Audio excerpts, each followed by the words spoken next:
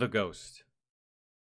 Okay, maybe he was just so good on the battlefield that the enemy just couldn't see him. Kind of like, y'all ever been playing a first-person shooter, and someone is fucking you up, but you can't see them?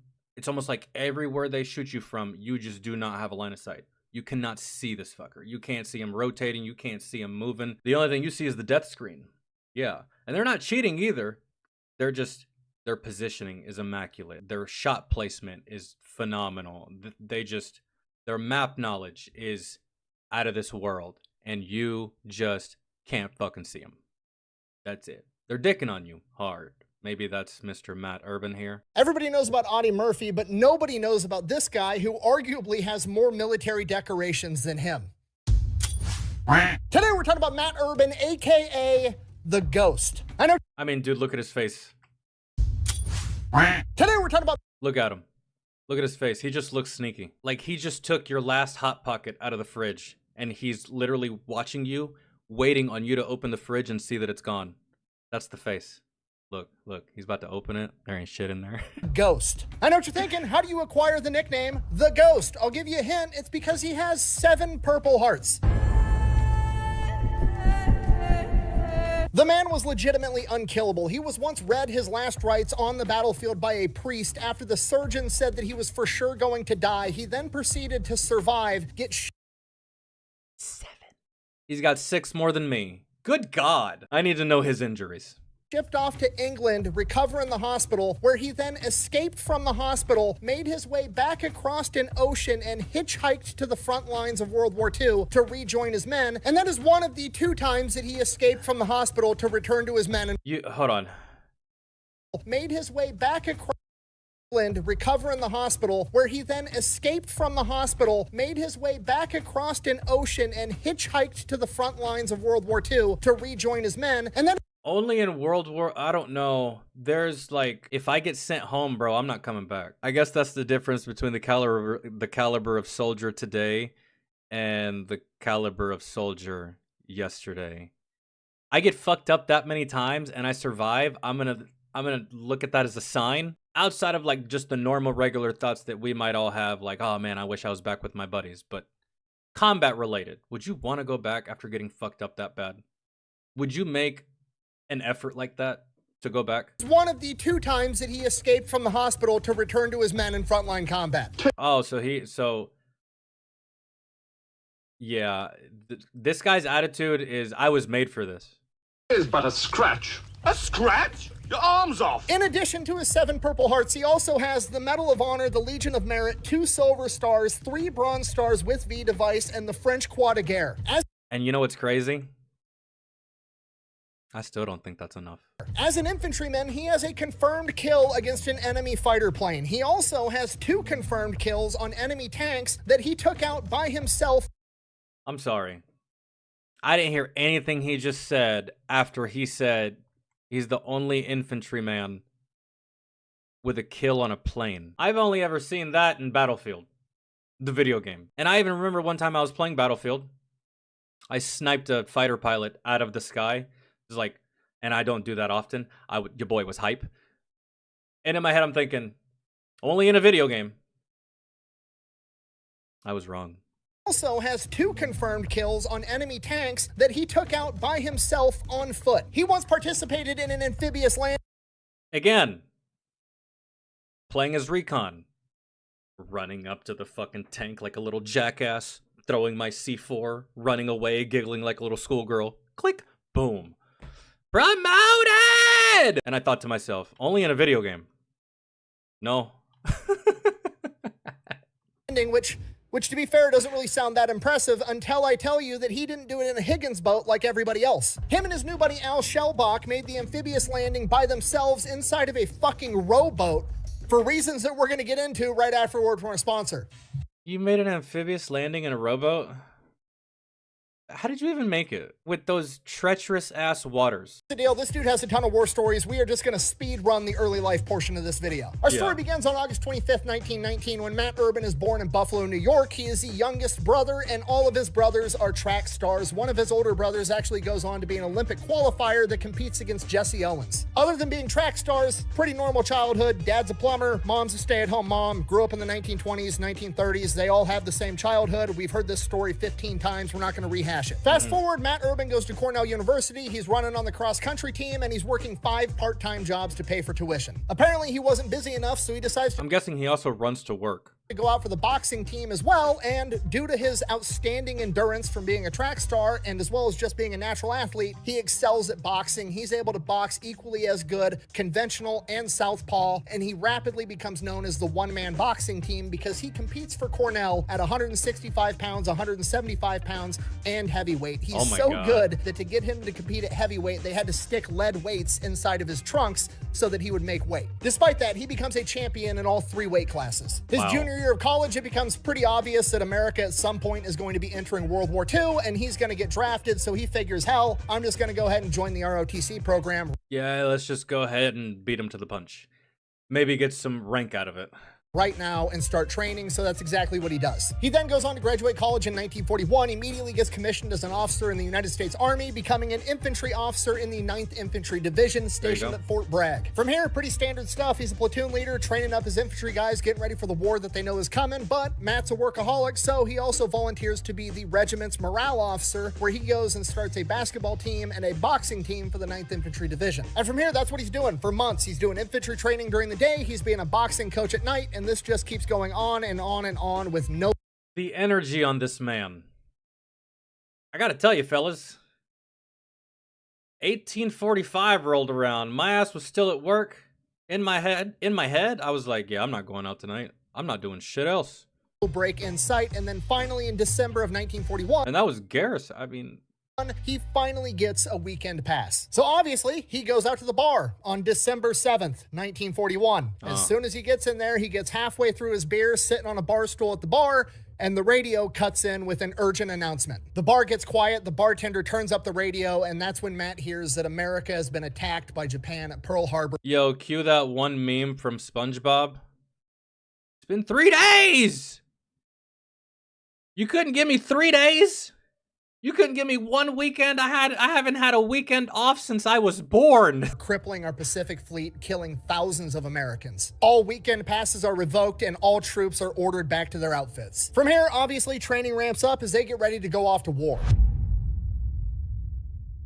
Fast forward almost a year of... Yeah, you better raise my morale. You just pulled me out of a bar. Training later, it is October of 1942 when the 60th Infantry Division, including Matt Urban, get told, load up on the boat. And they're like, where are we going? And they're like, get your ass on the boat. So they load up on the USS Florence Nightingale and they set sail. Wherever they're going is apparently so secretive that they're not going to tell them until they get there. Now, on one hand, that's great for OPSEC, you know, operational security. You don't want to be telling the whole world where you're... But it's not great for the soldier. At least for me, I knew exactly where... I knew what country I was going to when I deployed. Not knowing, that's concerning as fuck, at least for me in my head.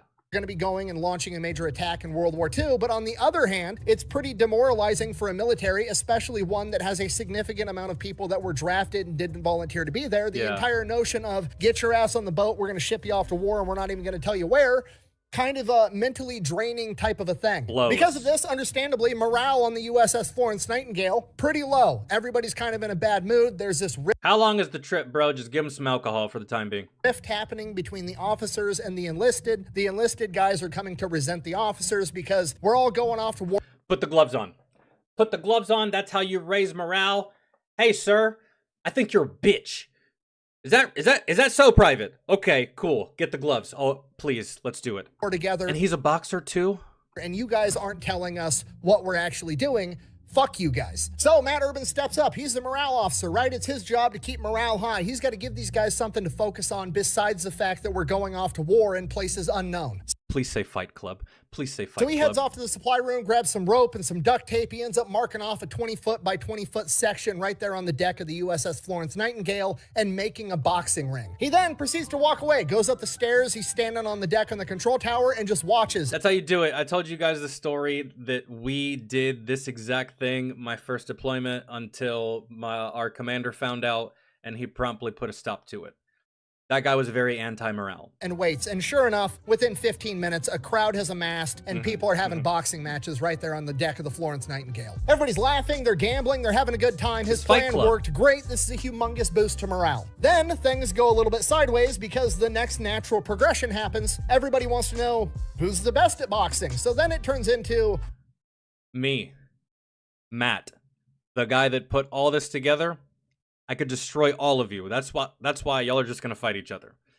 It wouldn't be fair. We're gonna have boxing matches, and if you win, you stay inside the boxing ring. They're having 3-round matches. Guys are getting rotated. Survival. Oh, Lord. In and out as they win or lose, and then eventually this one guy comes in, one big dude named Al Shellbach. Apparently, he was a professional heavyweight boxer, and he proceeds to get in the ring, and nobody's able to get him out. He's knocking out absolutely everybody. Okay. At which point, it turns into everybody's going to pitch in money, and whoever can actually knock Al Shellbach out of the ring is going to get this huge pot of cash. People try. Nobody can do it. We all know where this is going. He knocks out absolutely everybody, and he gets to the point that he's run out of people volunteering to get in that ring to box him, at which point he starts yelling and boasting. He's pretty upset that he's on this ship, doesn't want to be going off to war, so he starts talking shit to the officers, yelling to the crowd that is amassed around him, saying he wants to fight an officer now. At which point Matt Urban is sitting up on this balcony like, oh shit, this might have been a bad idea. At which point Al Shellbach looks up at the balcony, makes direct eye contact with Matt Urban, and then proceeds to say, and I quote, "Hey you, punk lieutenant, yeah, in the peanut gallery, I dare you. Show us how gutless you officers are." I love it. At which point, Al Shellbach looks up at the balcony, makes direct eye contact with Matt Urban, and then proceeds to say, and I quote, "Hey you, punk lieutenant, yeah, in the peanut gallery, I dare you. Show us how gutless you officers are." This is a mistake. Matt Urban has just backed himself into a corner because on one hand, this is the 1940s. Officers and enlisted are not supposed to be commingling or intermingling. He can't go down there as a officer and a gentleman and box an enlisted soldier because bullshit. Says who? that would, be against their code of ethics and the standards and blah, blah, blah, blah, blah. But on the other hand, if he doesn't do it, just being a man, like, how are you going to lead these men into combat if you're not willing to go down there and show them that you also know how to fight? So it's like when the police officer takes off his badge and his gun and he's like, well, you know what, dude, if you do want to scrap, actually, you know what? Fuck it. Let's go. And then I'm going to take you to jail. But the department doesn't like that. I don't mind it, but yeah. He's got this predicament and he's like, fuck it. I accept it more here, though. Not so much in that setting. Go down there. He starts walking down from the balcony. As he's coming down the stairs, he's taking his top off shirtless, and the crowd is going fucking nuts because Al Shellbach is about to knock out a lieutenant. What they don't know is that Matt Urban is also a heavyweight boxing champion, so they go in there and have this 3-round fight, and they beat the shit out of each other the entire time, but nobody gets knocked out, and it gets ruled a draw. At which point, Al Shellbach gives him a big hug. They raise each other's hands, tells him he's not like all the other officers. He is now a hero among all of the enlisted men. That's how you gain respect as an officer. He did it inadvertently, but that's how you gain. You throw yourself in the mix. You throw yourself in the fray. Whatever your soldiers are doing, you do it. Okay? That's just how it goes. That's how you become one of them, or at the very least, you earn their respect. And him and Al Shellbach just became homies forever. Do you want to go do karate in the garage? Yup. So this actually turned out because, I mean, the same thing happened with me. I almost got into a physical altercation with a soldier that was way bigger than me. He was 6'4", about like 220. And we almost got into it. It got broken up. And then 2 days later, we were really good friends. I helped him install new software on his new computer. Pretty all right. Turned out pretty awesome. And then reality kicks in because the commanding officer yells down from the balcony that Urban needs to get his ass up here. Urban goes up there, then proceeds to get his ass chewed for boxing enlisted men, because that's not gentlemanly. He then proceeds to put both Urban and Shellbach on kitchen duty together for the rest of their trip. So they're peeling potatoes together, cooking food for the next couple of weeks, just hanging out. That's so silly. That's the kind of punishment you give to people that don't like each other. We all see it in grade school. You know, when two kids fight and the teacher makes them hold hands. I don't even know if you can do that today. My baseball coach did that. Some of the players, these two players, they started fighting. He made them hold hands and walk around the football track for the entire practice. And bro, the football team was out there, cheerleaders are out there, and these two baseball players are just walking the track holding hands. Yeah. This punishment is stupid. Man, did you not see the fight? It's morale through and through. And they don't even dislike each other. Sometimes you get good officers and sometimes you get the ones like that. Pretty much all day, they become even better buddies. And then about 2-3 weeks in, early November, they have an officers meeting. Al Shellbach sneaks in with Urban, not a big deal. And they're sitting in this meeting and they basically break it down like, okay, we're off the coast of North Africa. This is Operation Torch. This is America's main invasion into North Africa. And the 9th Infantry Division is tasked with taking over Port Lyautey, which is being guarded by an old French fort known as Casaba. They need to make a landing on the beach and go take that fort to take over this port. And if that wasn't hard enough, that fort is occupied by the French Foreign Legion, and I know what you're thinking, isn't France on America's side? Kind of, sort of, not really at this point, because the French Foreign Legion has taken orders from Vichy France, which is occupied by the Germans, so the Americans are going to be fighting the French, and the French Foreign Legion at this point, and really at all points, including modern time, it's kind of a legendary military. I wanted to let him finish, but the French Foreign Legion, they don't fuck around. Let's just start with the French Foreign Legion. They are tough, they are hard, and they are willing to die rather than surrender. And Matt Urban's platoon is I mean, that easily describes the Japanese, but I have more respect for the tactics of French Foreign Legion than I do the Japanese. Spotted in the first I can't stand the kamikaze, and I cannot stand the bum rushing your enemy with blades out. No guns, just running in a straight fucking line at your enemy with a blade into incoming gunfire. I cannot stand that. It's so stupid to me. Anyways. To hit the beach, Matt Urban's heart jumps. He's absolutely pumped, and as soon as he gets that adrenaline hit, the commanding officer looks at Matt Urban and says, but not you, because you're the morale officer. Remember, we're going to need you for after the battle to boost everybody's morale. You're keeping your ass right here on the ship, and so's your potato peeling buddy. At which point, man, fuck that, dude. If the chaplain is a badass on the battlefield, I want the chaplain next to me. Shouldn't he be there anyways? I'm just saying. We had a chaplain on the installation, but he never went on any missions with us. He never left the fob. He really was just there for...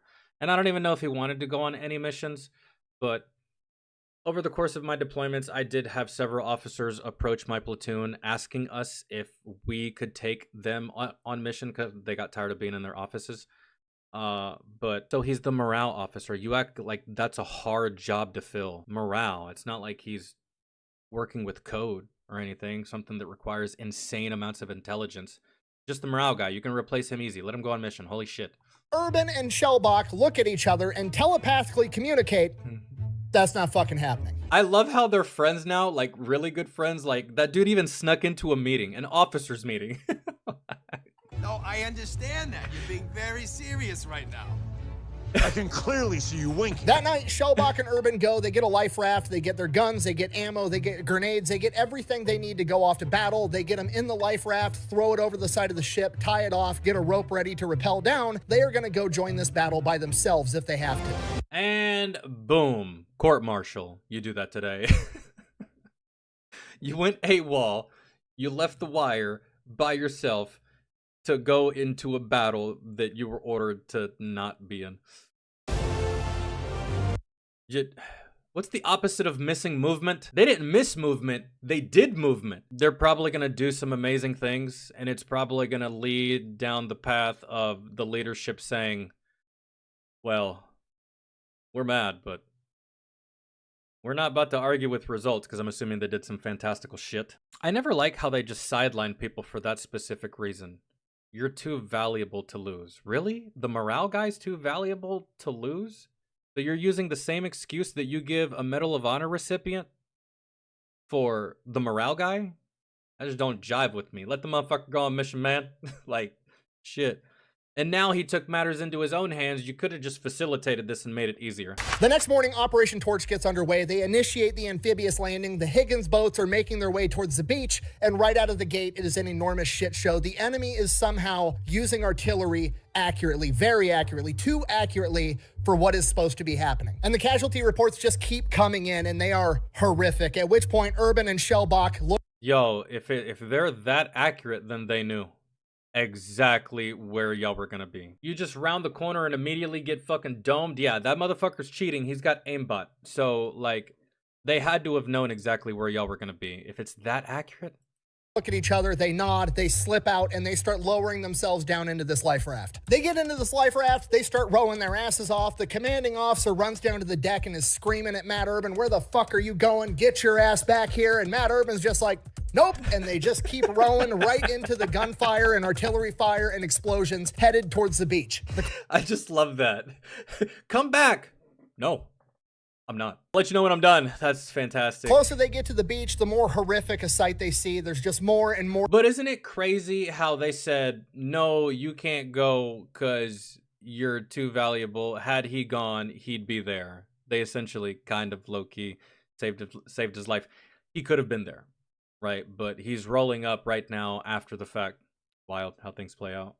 Dead bodies floating in the water. There's guys that drowned because the Higgins boats opened their doors too soon and they went in with full kit and didn't make it. There's guys that have been shot, blown up. It's horrific. They managed to rescue a couple of guys that were stranded out in the water, and while this is happening, unbeknownst to them, the Americans had figured out why the artillery fire was so accurate, and it's because the Vichy French had a bunch of guys up inside of a lighthouse overlooking the beach and were using that as a vantage point to call in accurate artillery.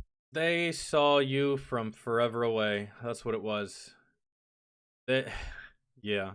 Artillery fire. Fortunately for Matt Urban and unfortunately for everybody in that lighthouse, once the Americans figured out that that's where the forward observers are, they radioed over to the most gangster battleship of all time, the USS Texas, which was also right there, and told them to delete that fucking lighthouse, which they did. Okay, that's life. 1 second you're French, you're fancy, you're in a lighthouse, you're eating a baguette with your homies, It's romantic, you're calling in artillery fire on the invading American swine, and then the USS Texas just starts lobbing 1,500-pound freedom suppositories at your structure, and then you wake up dead. How the hell do you wake up dead? Because you're Live when you're in the bed. Matt finally makes it to the beach. All the men have already advanced like 100 yards further. He's running, trying to catch up to him. He's dodging gunfire. There's bullets whizzing past him. He gets about halfway there and he sees that there's some private laying down inside of a crater, huddled up, not knowing what the fuck to do. He dives into this crater. This kid's freaked out, doesn't know what the fuck to do. He's having a panic attack. It's Private First Class Grabski. It's a kid from his platoon. He grabs him, get the fuck up and let's go, and they continue to advance towards the objective. He almost makes it to the spot where the men are pinned down in front of him, and then a humongous artillery explosion happens right in front of him where those men were. He dives to the ground with the private. Those men are dead, though. And rolling up next to him comes a human head. Yeah.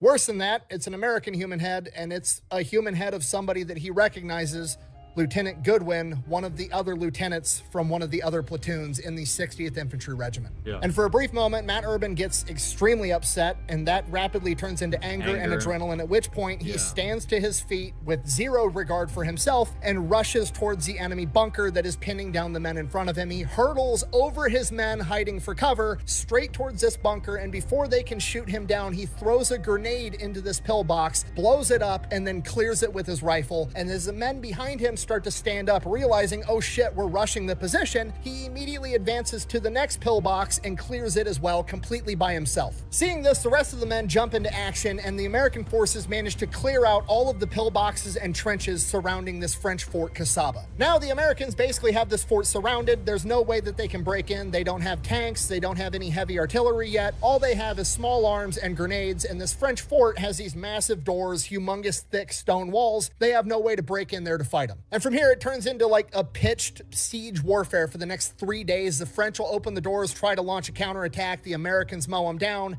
and they're just kind of stuck there waiting for one side to give up. And in between these counterattacks, there's just these huge lulls. And by the end of the first day, Matt Urban remembers sitting down inside of a trench, watching the sunset, thinking to himself, this place is beautiful. This is not This is not somewhere where you're supposed to be fighting a war. Yeah. Next day, same thing, pitched battle. There's counterattacks here and there, but between there's just hours of these huge lulls where everybody's kind of sitting around, eating food, doing nothing. Oh, dude, and that's the absolute worst. I've been in those types of, I've spoken on that before. I've been in those types of situations, and it's exhausting. Where it starts, it stops, sometimes at different intervals. Sometimes it takes longer than other times. Sometimes 30 minutes goes by, sometimes it's an hour, sometimes it's 5 minutes, sometimes it's 4. Like, dude, it's mentally and physically exhausting because your brain, and at some point you stop getting fed adrenaline, really. Or you just become so used to it because it's up and down, up and down. It's, your adrenaline spikes and then you calm down again, and then you spike and then you calm down again, and it's physically and mentally draining. And the longer it goes on, the more exhausting it becomes. The French launch a massive counterattack as the doors to the fortress open and 3 French tanks roll out and immediately get blown up with bazookas. They immediately shut the doors again, and now everybody's just kind of sitting there in a lull. By the 3rd day, they're having logistical issues. They're not getting enough food and water to the front to feed the men. Everybody's getting hungry. They're getting thirsty. They want to end this shit, and they want to end it now. And there's not really a great tactful way to go about that, so they're going to rely on good old-fashioned brute force and ignorance to get it done. It's good old-fashioned blunt force trauma. Yeah. Let's start building some hurting bombs. They grab all the bazookas and bazooka shells that they have. They send a group around to the rear gate. They're at the front gate, and they coordinate a time, and they just start shooting fucking bazookas at the gates until they break them off their fucking hinges and swarm the entire fort. Yeah. I can't. They may kill a few of you, but yeah. I'm a big fan of brute force when it makes sense. And in that situation, it made sense because you're running out of time, you're running out of resources, and most importantly, you were fresh fuck out of patience. And you had basically swatted everything they had thrown at you up to that point, probably feeling confident as well, like you have the upper hand, and that also plays a key factor into combat, is confidence. Because if you're not, bro, you're just going to second guess yourself. And when you second guess yourself, that's how you die. Not to be confused with being cocky. You do that, you definitely die. Matt Urban and the 9th Infantry Division's next battle takes place in Tunisia, where Erwin Rommel, the legendary German tank commander, and his famed Panzer Division, supposedly the best, most experienced military unit on the planet at they were good. this point in time, are charging towards Allied forces. The best place to do that is going to be in a 2-mile gap in the Atlas mountain chain known as the Kasserine Pass. If they can hold him in this 2-mile gap in this narrow choke point, they might be able to stop him. The problem is the 9th Infantry Division is over 700 miles away, and Erwin Rommel is beelining it straight towards them. So in a hurry, they pack their shit up. They basically have to speed to meet him halfway or move faster than he's moving to keep him from getting closer. 111 vehicles and artillery pieces and 2,000 men travel 777 miles in 3 days. 777 miles isn't that far to travel in 3 days. In military vehicles? Shut the fuck up. Maybe not in a sedan. Car, sure, but this isn't what we're talking about. We're talking about being in the desert of North Africa. There's no gas stations. They got to bring all their own food, all their own water, figure out how to get enough gas. They got to figure out how to move 2,000 dudes with 400 vehicles, 777 miles through the desert of North Africa in 3 days. Okay, yes, it's impressive. They are traveling all day and all night for 3 days straight, and they make it to Kasserine Pass before Rommel and his division. Matt Urban and the 60th Infantry Regiment are held up at a smaller pass. And they're lucky they didn't run into any resistance on the way. Maybe there was none, but still. It's just dude, I remember times of being on convoys, and yeah, sure, there's no speed limits on these roads. There's not. We could have put the pedal to the floor if we wanted to and cut our trip in half, but that's highly dangerous. The cruising speed for us was 40 kilometers an hour, between 40 and 45 kilometers per hour. Sometimes a little bit slower, sometimes a tad bit faster. We never had the pedal to the floor. We never went as fast as we possibly could because, again, that is dangerous. And part of our job is security, escort, dealing with the enemy if they decide to fuck with the vehicles that we're escorting. They're hauling our stuff, essentially. So we just have this big target painted on us. So run into possible IEDs, run into really, really rough road that we have to traverse, going through the fucking mountains that have switchbacks that take forever. And if you're escorting a vehicle that has a trailer, oh God, and that trailer jackknifes, you're there all day. You're there all fucking day. Man, the recovery process is not quick. It's not easy. It's tedious. So to move that much shit logistically that far and not that amount of time is very impressive. And the people saying it's not, you've never served. And if you have, you never deployed. And if you deployed, you were never transportation or logistics. Shh. Within the Kasserine Pass, known as McNassie Pass, and it is just wide enough for a single tank to get through. Literally one road with cliffs on either side. That's awful. That's like a fatal funnel. That's terrible. Hold on, let me hear that one more time. Get to Kasserine Pass before Rommel and his division. Matt Urban and the 60th Infantry Regiment are held up at a smaller pass within the Kasserine Pass, known as McNassie Pass, and it is just wide enough for a single tank to get through. Literally one road with cliffs on either side. If you can divert Rommel's force through that pass, you can essentially do what King Leonidas did in the movie 300. 155mm howitzers leveled in a crossfire right at the pass, and as soon as a German panzer tank comes rolling through, they blow that thing up. They blow the tank up right behind it, completely blocking the pass. Now nothing can get through. Then there's kind of a lull in the battle. Matt Urban's... Well, yeah, I was thinking more along the lines of like ground forces and stuff like that. But yeah, you essentially do block that path, because now if you want to get through, you're going to have to tow that bitch, which means you're going to need a recovery vehicle simply to just get through a place that already has guns aimed at it. You're so fucked here. Up at a vantage point with binoculars trying to see what's going on, and after a couple of hours, he sees what appears to be a sandstorm approaching his direction from where the Nazis are. I feel like that's going to help the Nazis actually here in this situation, and that's going to severely hinder Matt's ability to hold this pass at this choke. My God. As it gets closer, he realizes that's not a sandstorm. The Nazis are bringing in their heavy artillery. Oh shit. So yeah, if they can't get through this pass, they're just going to hit you from distance, and they know exactly where you are. 240mm cannons. At which point, Urban's artillery guy informs him, those guns have like twice the range of anything we've got. They're going to be able to hit us. Fine, we can't get through? Bet. Kobe. That's it. Way before we're going to be able to hit them. Now some of the men are kind of shitting themselves, because this is, for all intents and purposes, the first big clash between the Nazis and the American forces. It's a solid maneuver by the Nazis right there. That's probably the best option, because you continue in, man. Like, it's not going to be good. And it's Erwin Rommel's famous Panzer Division. The Germans have better machine guns that don't jam. Their grenades are more dangerous. Their tanks are better. Their artillery's better. It's not looking good. Despite that, Matt Urban tells his guys to calm down, dig in. We're fighting them right here. And within the hour, they start getting hit by German heavy artillery. They weather the storm. The Germans launch an attack. They repel the attack. They start hammering them with artillery again. The Germans launch another attack. They repel the attack. And this goes on for the next 72 hours straight. Matt Urban said that there wasn't a single second over the course of the next 3 days where there wasn't a shell inbound, and he was legitimately concerned that he or one of his men was going to suffocate from all of the dust that was being kicked up. They couldn't see shit. 72 hours straight, and then it just stopped. Eerie silence and just the ringing of the tinnitus that they all now have. Matt Urban...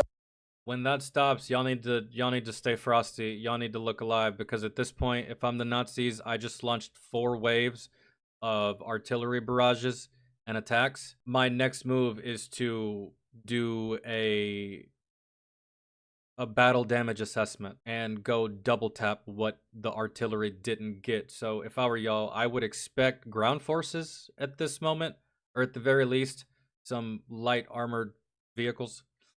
Maybe some tanks, but I think the artillery is done. They're about to go investigate what the fuck they did. I would. Urban climbs up to a vantage point with his binoculars and sees the Germans are retreating. Why? What? Rommel has exhausted his ammunition and supplies and is forced to retreat. Okay, it's been like 3 straight days. The boys were hungry, they're tired, so Matt picks out a couple of people to set up guard and watch, and everybody else is just supposed to grab some food. You just shot all that ammo, but didn't... I would have investigated, man, a little bit. I would have sent a scout. Go tell me how many people we killed. Go tell me how many people are left. Go tell me how much equipment they still have that's operational. Let me know if they can even fight back. Get back to me with that information, and then I'll make a decision. None of that. No inquiry, no nothing. They wasted all their ammo and fucked off. All right. Eat and take a nap. Matt Urban gets that going. He finally goes, gets some food for himself, sits down, starts opening up a can of C rations when one of the guards comes running up that there's a raiding party headed their direction from behind them. Son of a bitch. Okay, now he's The French Foreign Legion. pissed. At this point, the Germans are just trying to starve him to death before they can actually shoot him. He grabs a rifle platoon, heads It could be the Germans, but off to investigate. He gets over to where the supposed German raiding party is, and what he finds is a bunch of dudes in robes with Aladdin swords and like old World War I rifles looting one of his supply drops. His rifle platoon immediately opens fire, shooting some of them. The rest scatter off into the tall grass. They all disappear. Matt orders his men not to pursue him. They're clearly not a legitimate threat. It's turning into a long day. He's got the Germans trying to kill him over here. The Tuscan Raiders are behind him trying to steal all of his his got fucking looters and shit. It's wild. shit. He just wants to eat his food. He goes back, he eats some food. A couple hours later, he gets woken up by a guard again. Sir, there's a civilian approaching from behind us. And Matt's like, oh, okay, It better be fucking good. fine. He goes out, he meets with the civilian. It's somebody that can kind of speak broken English. Basically, the village that the people that just raided a supply depot are from, some of them got shot and they want medical aid. Okay, and just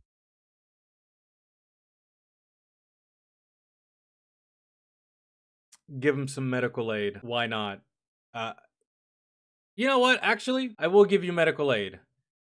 However, you need to do something for me first. You need to help me fight the Germans. Or at the very least, make yourself useful and be a distraction of some kind so that I can maneuver. like, so we're all on the same page. In World War II, this is not a normal thing. This It's very unconventional. is not like Iraq, Afghanistan, where we're an occupying force. We're trying to win over hearts and minds and go hand out the kids candy and medical aid and all kinds of shit. Like, this is not a I mean, y'all were.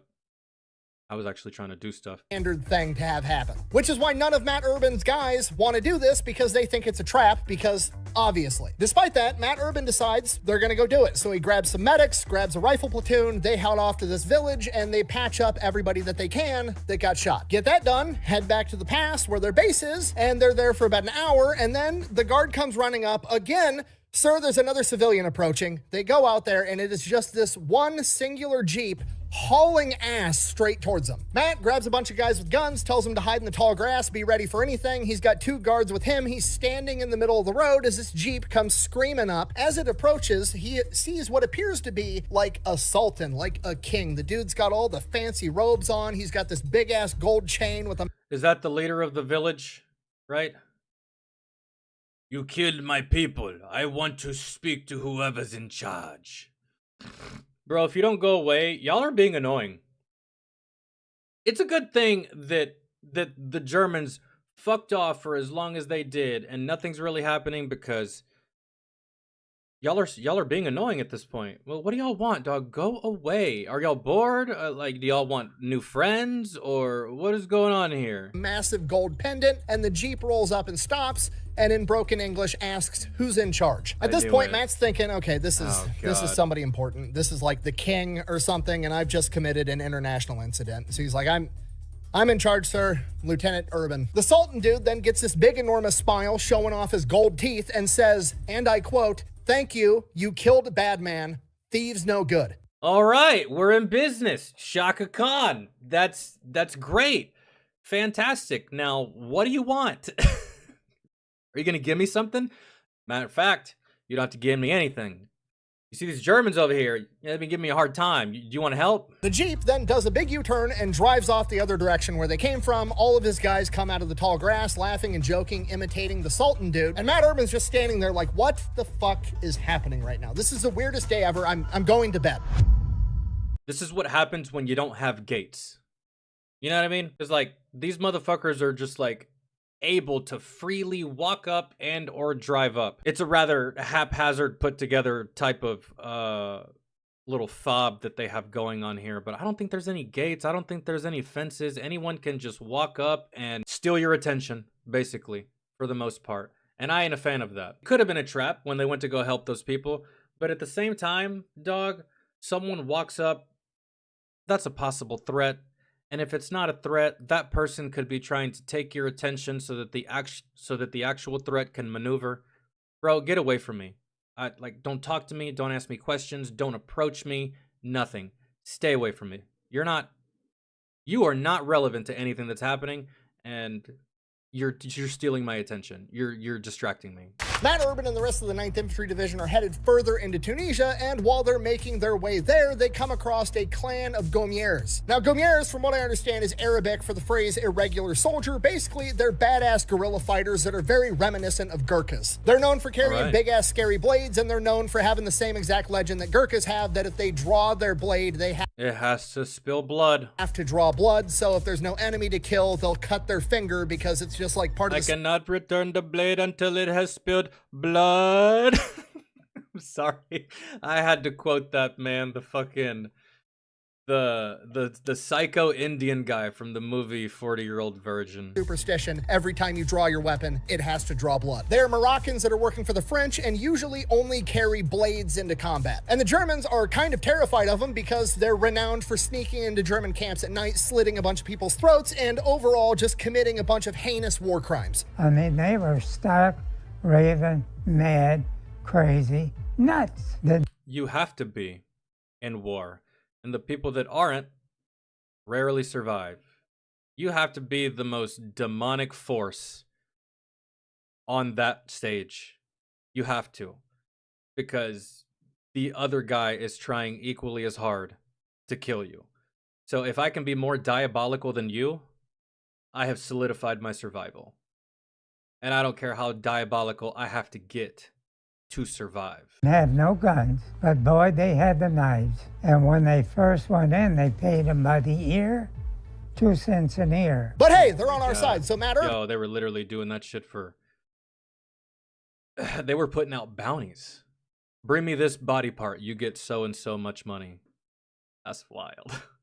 Wants to go say hi. He figures they've been operating in this area, maybe they know something that he doesn't. So he goes up to him, finds one that kind of speaks broken English, and just kind of asks him like, Germans? And the guy just like frantically nods his head yes, and he goes, where? How many? And the guy just says, come. Hey, Jim. Not now, Toby. That means a lot. Being my God. Jesus. Get the hell out of here, idiot. And he takes off, so Matt Urban follows him by himself. And Matt Urban is struggling to keep up, which is impressive because Matt Urban is a track star, and this Gumier is just sprinting through this rugged mountainous terrain without making a single sound. And this goes on for miles, and then finally the Gumier just stops, and Matt Urban's like, catches up to the guy, and he's like, what's going on? And the guy just points, and off in the distance, there's a 8x12 cement building out in the middle of the desert. And Matt Urban is like, what the fuck is that? And turns around to talk to the Gommier, and the guy's just gone.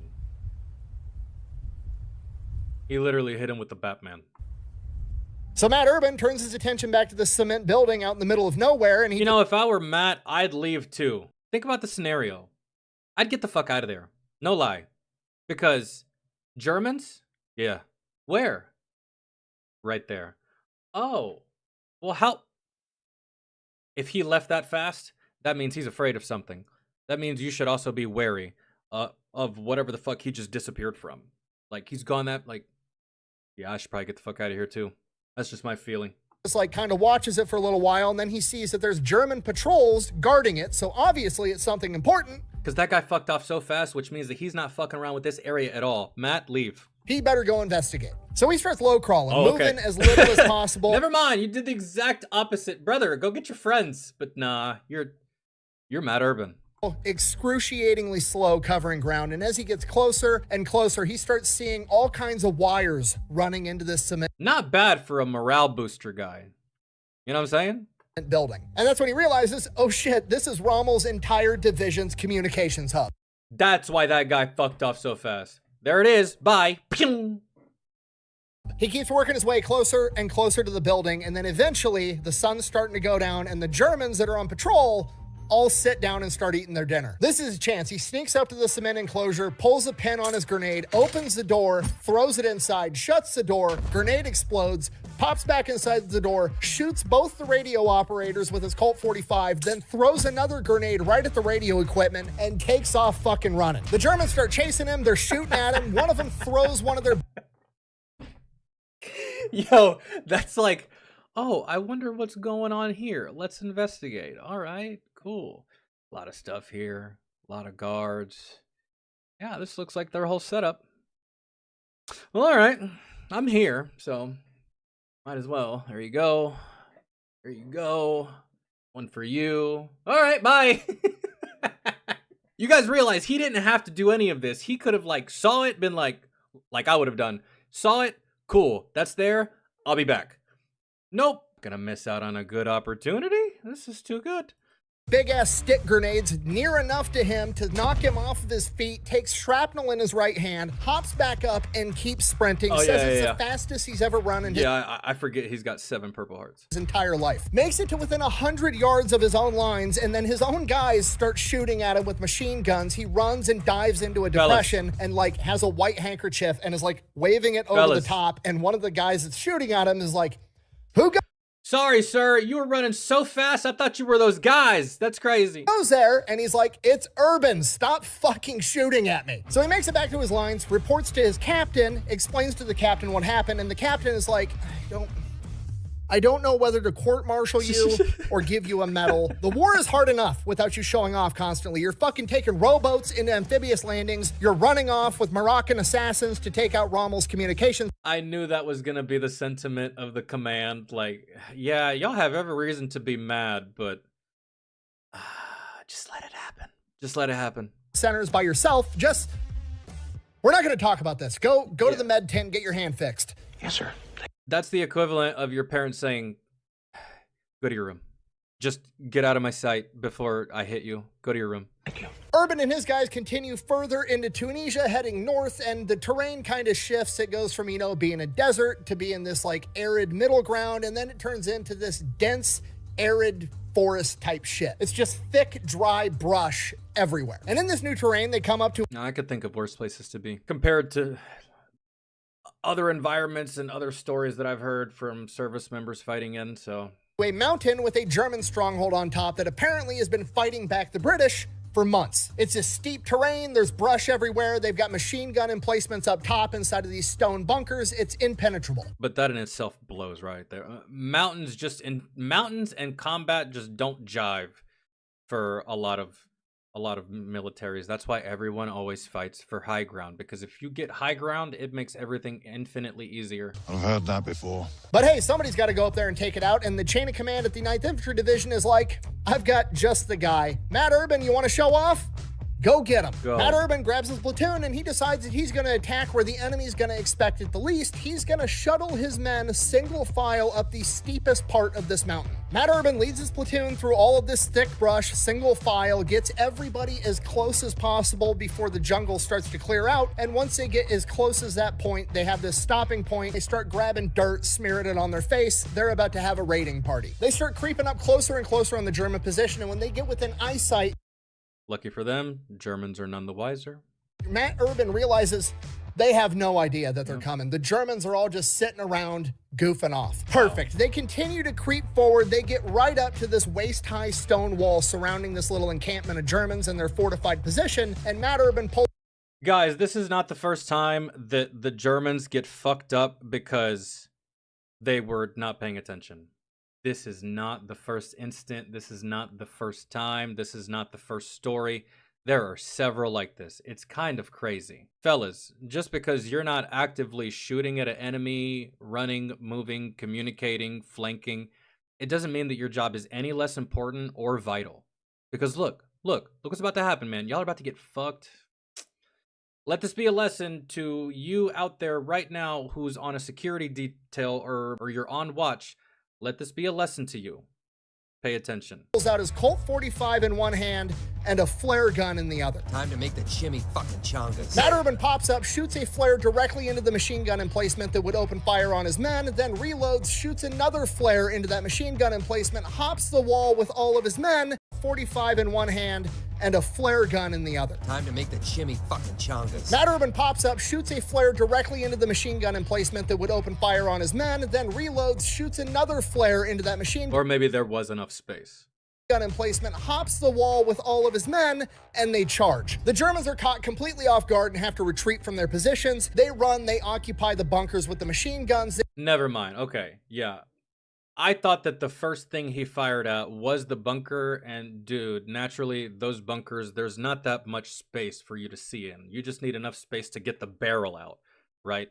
So I thought that's what he was. I thought that's what he shot the flare through, and I was like, "Damn, dog, that's insane." But nah, he just shot it at just an area that had machine guns. It wasn't a bunker. They're in the bunker now, though.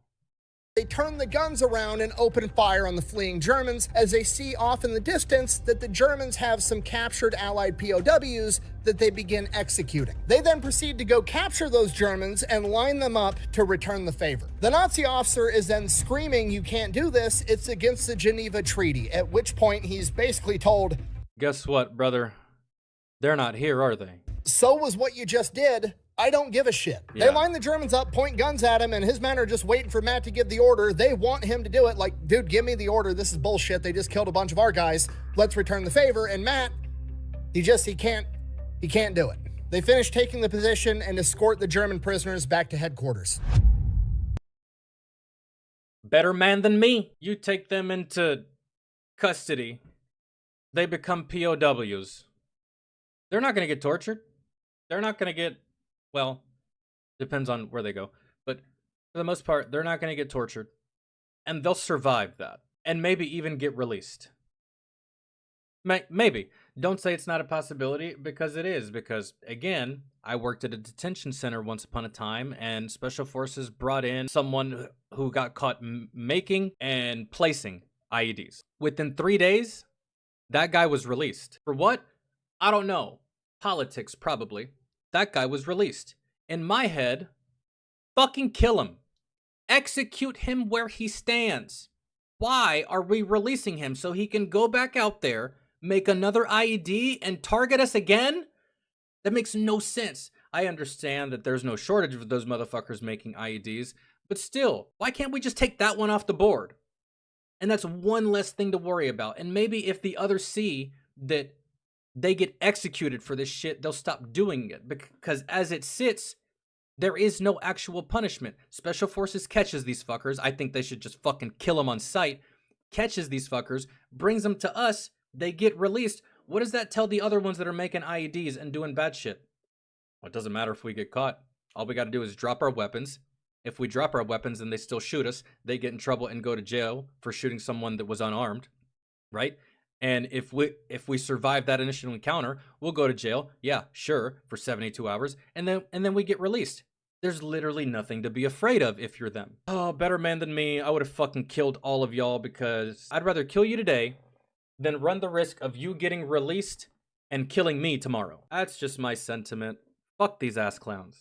After this, they continue to advance further into Tunisia, and what's going on at this point during the campaign is the Allied forces have basically taken over the entire country, but the Germans are still held out on top of like hills and mountains in these super strong fortified positions, and the Allied forces have just kind of gone around them for now. They've taken over the whole country, and now it's time to double back and clear them out. And Matt Urban's battalion has been tasked with going and taking out a fortified German position known as Hill 409. So Matt Urban's unit, the 2nd Battalion of the 60th Infantry Regiment of the 9th Infantry Division, makes their way to Hill 409. Once they get fairly close, Matt Urban orders the rest of his men to rest. He grabs a couple of his best guys and he goes up on a scouting mission to assess the situation. They get up there close enough and Matt Urban realizes, there you go, Matt. You're finally doing things somewhat of the right way. You took some people with you this time. That there's an entire German regiment on top of Hill 409, which is about 2 to 3 times bigger than a battalion. I like those odds. Just so we're all on the same page and we know what that means, they are outnumbered at least 2 to 1. They'll be fighting uphill into fortified machine gun positions. Not looking that great, but also Matt Urban's the main character and he's got plot armor, so we're gonna fucking run it. But he's gonna need a pretty good plan, so he stays there just watching what the Germans are up to, and he notices right around lunchtime at noon, all of the Germans leave their fortified machine gun positions, eat lunch, and then after lunch, a new group of Germans switch out and they go occupy the machine gun positions. That is madness. That is absolute madness. You guys know that this is why you can't take a squad automatic weapon out of country, because you are removing such a lethal weapon from the battlefield. So when you go on leave, you're going to take your weapon with you unless you're a saw gunner, right? If you're a saw gunner, you're going to give your saw to another soldier. That soldier is going to give you his M4, and then boom, you go on leave. Because when you go on leave, you go from for other conflicts, it's different. But for Afghanistan, you'd leave Afghanistan, you'd go to Kuwait, and then once you got to Kuwait, you turn your weapon, that M4, into the arms room, and then you go to America. When you come back, you go back to Kuwait, grab your weapon, go back to Afghanistan, and then switch back with that soldier. Those weapons never leave country. They're too important. They're too lethal. You know what I'm saying? They never leave country. They never leave the mission. The M4, that can go. But not the 249s, not the 240s, not 50 cal, none of that shit. None of that shit leaves the country. Ever. And you motherfuckers are leaving machine guns in a downed state for 30 whole minutes. It shouldn't even be 30 fucking seconds. When I used to do ECP guard, I would be inside of a truck and there's a 50 cal on the truck. I would be behind the 50 cal, right? When my replacement got there, he got in the truck, I got out of the 50 cal, he got into the 50 cal. There was no like, all right, I'm leaving, my replacement will get here in about 45 minutes, it's fine. No, dog. There was a human being behind that 50 cal every second of every day because that's how our shifts ran. And y'all are leaving it unmanned and down for 30 minutes. God damn. That's the plan. They're going to rush those fortified machine gun positions right when they are unoccupied by the Germans. Then they're going to spin them around and use their own fortifications against them and take the hill. And the very next day, that's same thing with towers, guys. Tower guard, that tower was never empty. There was a human soldier inside of that tower every second of every day, unless he left to go use the shitter or something, which didn't take all that long. Exactly what happens. They mow down some of the Germans with their own machine guns, but the vast majority of them retreat and escape. And that's it. Main character, good plan, makes for an easy day for a minute, because about 15 minutes later, the Germans launched a massive counterattack, and now the entire battalion is in this German fortified position, and they are now surrounded by a force 2 to 3 times larger than them, and they're fucking stuck with no way to get more supplies. Dude, wasn't there another story that we saw that had something to do with this? They said they were on Hill 409. This sounds so similar to another Fat Electrician video that we watched from another soldier's perspective. And it was 3 separate hills. And they were like all placed kind of like in a triangle. And American forces had to basically take these hills. And there was 3 of them. And there was a moment where American forces dropped supplies too soon. And that tipped off the Germans that they were about to get raided. Because the Germans were fortified on top of these hills. And there was 3 of them. Does that story have anything to do with this story? Because it sounds so similar. They took this position, the Germans lost the upper hand, and then relaunched, and relaunched, and relaunched, and these motherfuckers held out on this very, very small hill on high ground against insurmountable odds. It just sounds so familiar to something else that we've seen. I wonder if it's the same battle, but just from a different soldier's perspective. They managed to repel the first German counterattack, but like I said, they're still stuck. So they just kind of hang out there and they repel another counterattack. And then night comes and they repel another counterattack. And then the second day, they repel multiple more German counterattacks and they're running out of food. I remember the video. Who was the soldier that Fat Electrician covered where he took a hill and the Germans were pissed that he took it? And they kept trying to assault the hill. Well, actually, they kept trying to take it, and they couldn't. And then they flat out just started assaulting it because they were pissed. Eventually, the soldier leaves the hill, captures a whole bunch of Germans that tried to assault the hill because they assaulted the hill in very stupid fashion, letting this American soldier capture all of them. And then he escorts these German soldiers by himself through a German checkpoint, goes through the gate, and like, it was a crazy thing, but his story is very similar to this one. Water and ammunition. By the end of the second day, things are not looking good. They are going to run out of ammo and all their other supplies. They're going to get overrun. Luckily, on the morning of the third day, they managed to get a bunch of supplies airdropped in right on top of the hill. Dude, it's gotta be. That manages to keep them in the fight. They fight the entire third day. On the morning of the fourth day, Matt Urban is woken up right at dawn as the sun is starting to illuminate the battlefield to all of his men running past him, retreating.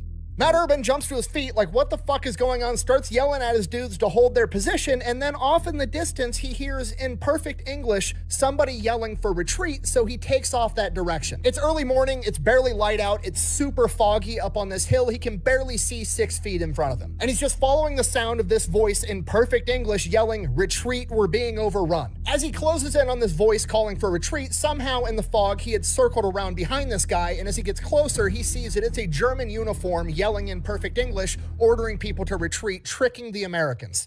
Oh, I'm sorry. I'm sorry. Damn. Okay. Now you die. Matt Urban runs up behind this guy, pulls out his trench knife, stabs him in the neck to shut him up immediately, and thinking fast, I don't know if it was luck or if he actually did this on purpose, but he grabs the German's burp gun and shoots the 2 guys that were with him. And the reason that this is genius is because it totally saves him and his men, because by using the German gun, which sounds significantly different than the American Thompson, the Germans know that, the Americans know that, it gives all of the Americans warning of like, hey, here's where the Germans are, they're coming from this direction. But it also tells the Germans, like, oh, those are just our guys. They probably just killed someone, so we're not worried about it. In addition to that, all the German forces behind him now think that he's German, so they're not going to open fire on him. And what you could do on some fucking 007 James Bond type shit is you could don that uniform and you could walk back to the camp with your perfect English, and those German soldiers know that that German soldier speaks perfect English, and you could blend in. This is your hitman moment right here. This is your Agent 47 moment. Really comes in handy as an entire German rifle squad comes running through the fog towards him, thinking that their buddy needs backup, and he turns the burp gun back around and lights them up too. Matt then runs back to his guys through the fog, gets everybody back into their fighting positions as they repel the Germans' last all-out counterattack where they threw everything they had at the Americans. But because of Matt Urban's actions, they managed to hold out, and after that one single counterattack, they counted 116 dead Nazis on the hill. And that was it. The Germans continued retreating. They were gone. The hill is secured. For this battle, Matt Urban's battalion would receive a Distinguished Unit citation, which is a huge deal. And shortly after that, the Tunisia campaign would come to an end, with Axis forces surrendering in the area on May 13th, 1943. From here, Matt Urban and his guys get some R&R, then they're told to board a boat to places unknown yet again. They make their way there. They end up off the coast of Sicily, off the city of Palermo. While there, his ship gets attacked by German Stuka dive bombers, and the first pass ends up killing a guy on the anti-aircraft gun that is closest to Matt Urban. Matt Urban runs over, mans the anti-aircraft gun, and shoots down the next Stuka dive bomber that tries to make a pass at him. And then the attack's over, and he just goes about his business, just complete main character energy like it was no big deal. What a day, what a day. The next morning, they depart the ship, and they are essentially told, the enemy's that way. Go get them until you hit the ocean and we've taken over the entire island. No tanks, no vehicles, no nothing. Just walk your happy ass from one end of the island to the other and kill all the bad guys that you find. So they take off road marching. Matt Urban is at the front. Pretty straightforward. I like it. I love it. You didn't tie their hands behind their backs. Fantastic when you let soldiers actually do soldier stuff. No red tape, no bureaucratic nonsense, no feelings, no emotions, no hearts and minds. Just go out there and do exactly what you were trained to do. I wish it would have been that easy for us. Sometimes envious of these guys because it was that easy. It was that simple. It was that black and white. Kill or be killed. Battalion with all of his men walking behind him on the road. Obviously, they're doing most of their road marching like early in the morning and kind of later in the... Yo. Behind him on the road. Obviously, they're doing most of their road marching like early... Look at this guy. Look at this guy right here. Oh my god. That fucker is small. Jesus. I've seen tank shells bigger than him. In the morning and kind of later in the day to avoid the heat, and that's when it gets kind of cold. So at some point, Matt Urban takes to having a wool blanket. He throws that over his helmet, over his shoulders, like a cloak, and he's just leading his troops into battle. And the men start to joke that the entire 9th Infantry Division is being led by a ghost. And this is where the nickname Matt Urban, the Ghost, first originates. Matt Urban and the 9th Infantry Division have fought the French, they fought the Germans, and now they're fighting the Italians. Or at least they're trying to, because the Italians at this point in the war, they're not very well trained, they're not very well equipped, and they do not have very high morale. So as soon as they see the Americans coming, every time they approach a village that has enemy soldiers in it, by the time they actually reach the village, the enemy soldiers have already packed their shit up and retreated. And this happens pretty much the entire time they're in Sicily. They walk from sea to shining sea and see almost no combat. After that, they're told to board a boat. They get shipped off to England to prepare for D-Day. Boxing and broads. Once they get over to England, I know where this is going. He's gonna get a little bit of R&R. He's gonna get back in the ring, and then plow through the local female population, probably. there's a lot of R&R going on, there's a lot of training going on, but Matt Urban in particular resumes his role as the morale officer and is told to organize a massive morale boxing event for the entire 7th Corps of the Army. They want it to be a big deal. They've got Joe Louis, the Brown Bomber, the world heavyweight boxing champion coming through. He's going to be willing to box some of the soldiers. It's just supposed to be a big... Dude, I swear we've seen a video that resembles this one very, very closely, but it's a completely different soldier. Can't remember. Big morale event. So he resumes his role as a boxing trainer. He's getting some dudes trained up, and then at night he's going out on the town having a good time. One night he goes out to a circus and he meets an attractive woman that he describes as a shapely brunette. Her name is Marie Brown, and he would later find out that she had won Miss England a couple years prior. They drink and hang out all night, and as the night comes to an end, Matt Urban decides to be a gentleman and make sure that she gets home okay, which he agreed to before he realizes that it was a 20-mile train ride to a different town. But he goes anyways. Gets her all the way home to the front doorstep, gives her a kiss, and then turns around to leave, at which point, last train for the night, there's not going to be another one till the morning. You're going to have to stay here. Easy money. Fantastic. You can come to my place. It's fine. I'll definitely walk you home there. I'm not going to the next town. Darn it. At this point, his hopes aren't very high. He's thinking he's going to be sleeping on the couch, which is fine. No big deal. She walks him upstairs to the guest bedroom, which is extremely nice in this very nice house. And he takes a bath, goes, lays down, and it's like the peak of luxury. Dude's been sleeping out in the fields in Africa and in Sicily. He just got to have a bath, and now he's sleeping in an actual bed. This is fantastic. Right as he's about to go asleep, Miss England comes and gets in bed with him. In Matt Urban's own words, and I quote, "I was a perfect gentleman, and each person will have to interpret that for themselves." I interpret that as, she came on to me. And what, you wanted me to say no? You're out of your fucking mind, son. That's how I interpret that. All right, fine. I'll interpret it.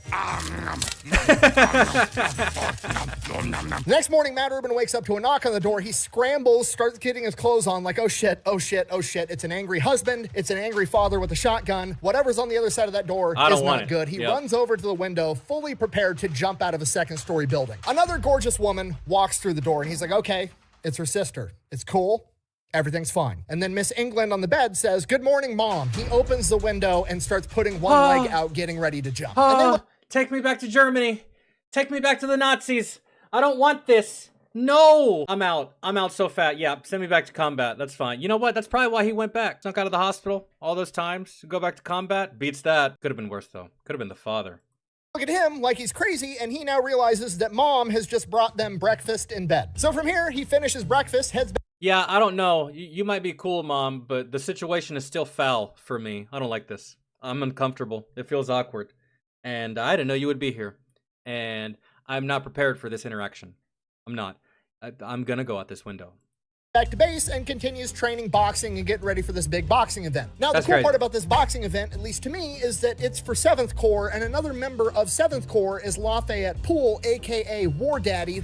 That's the guy. I think, yeah, we watched a video on him, but I don't know if it was the same video that I'm thinking of. The greatest American tanker of all time. This is the guy that the movie Fury is based on. I've already done a full video on him, and in that video, I talk about how when he was in England, right around this time period, he had a boxing match with Joe Louis, aka the Brown Bomber, the world heavyweight champ. Now, I can't tell you with absolute 100% certainty. There could have been multiple events, but I think it's pretty likely that Matt Urban actually scheduled and organized the event where Lafayette Poole, War Daddy, boxed Joe Louis, which honestly has nothing to do with the overall story, but that's just a cool tidbit. My videos overlap, and just the idea that Matt Urban at some point was coaching Lafayette Poole at boxing is just awesome. Yeah.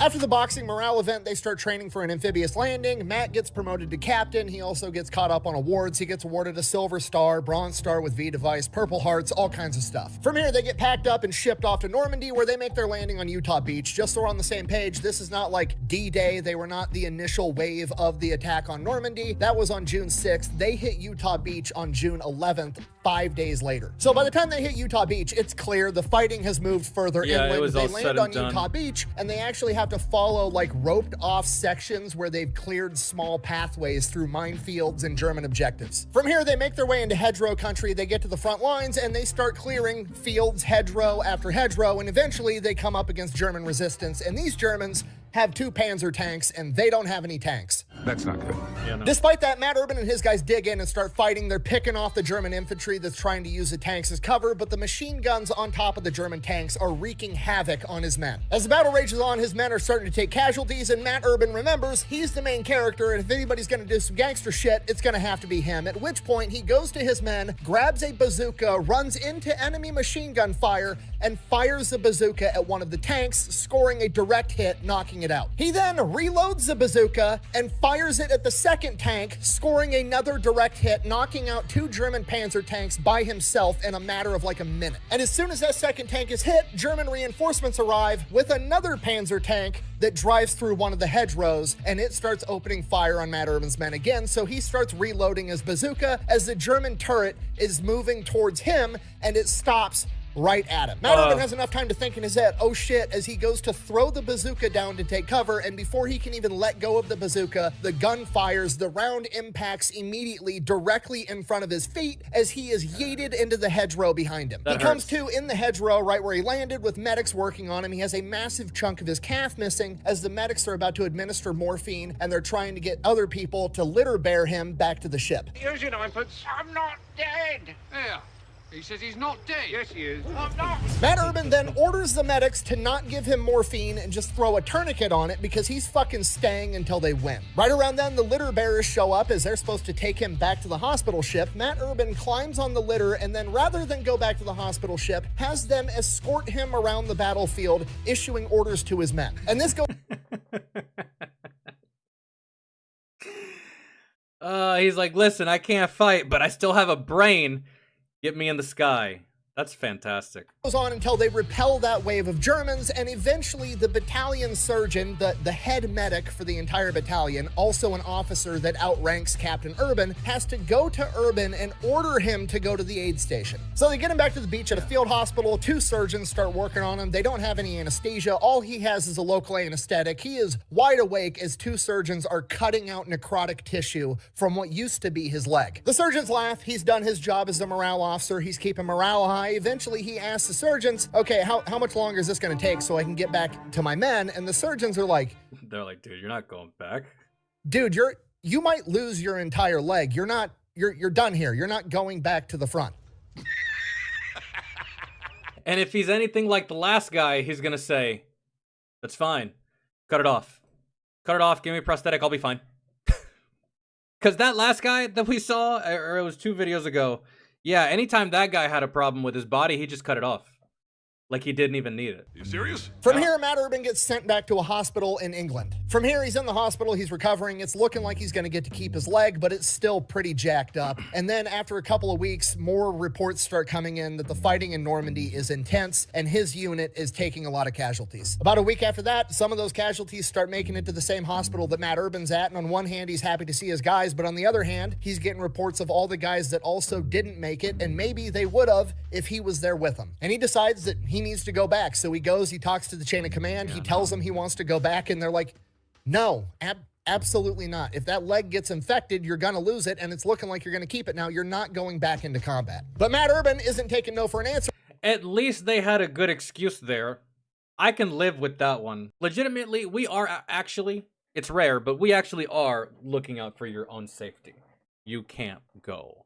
I understand that one a lot more than I'd be willing to swallow the whole, oh, you're too important bullshit that they always say. His boys need him. He's got to figure out a way to get back to Normandy across the English Channel. So he's sitting outside this hospital on a park bench, and then He sees his way of getting back to Normandy. There's a platoon of 40 guys lined up in formation. The formation looks horrible. Their uniforms look horrible. It's a giant pile of shitbags. And Matt Urban goes and talks to the officer leading them, and he's like, What's going on? What is this? Who are these guys? Urban then finds out that this platoon of men is unaffectionately nicknamed the Dirty 40, and basically it's 40 shitbags that had all tried to dodge the draft or had faked an injury, basically trying to do anything they could to not get shipped off to combat. And now they've essentially just been thrown at this hospital to do grunt work and labor because nobody trusts them to actually do anything important. Basically, nobody wants to deal with them. The officer in charge is just babysitting them, and they're a giant pain in the ass. So Matt Urban offers to take over. He says that he'll start training them. He's got a lot of combat experience. He's a good officer. He's a leader. Let me take it over. I just need something constructive to do. I'm going nuts sitting in my hospital bed all day. The officer is like, yeah, okay,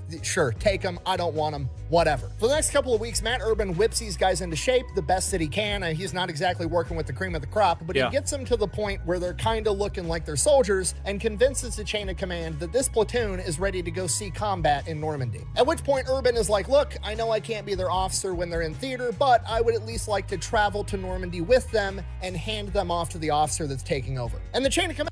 Yeah, the chain of command is going to be like, oh, that sounds like a solid plan. I mean, that sounds reasonable. Sure. Yeah, Matt's going to get there, and he's not going to hand off shit. He's going to get there, and he's going to be like, all right, fellas, we're here. Let's fucking hit it. Guarantee it. And lets him do it. So Matt Urban, with a cane and 40 fuck-ups, board a ship, cross the English Channel, make it over to Normandy. He lands on Utah Beach again a second time. He hands off the Dirty 40 to the officer that's expecting them, at which point he's supposed to go get back on the ship and go back to the hospital. But he wanders over to a field medical station where he finds the newest, greenest ambulance driver he can find and orders him to drive him to the front lines where his battalion is. He gets dropped off at the front lines in an active battle. Urban doesn't realize this at the time, but he has just been... Mind you, guys, I don't know if y'all heard it, but at this moment in time, he has a cane.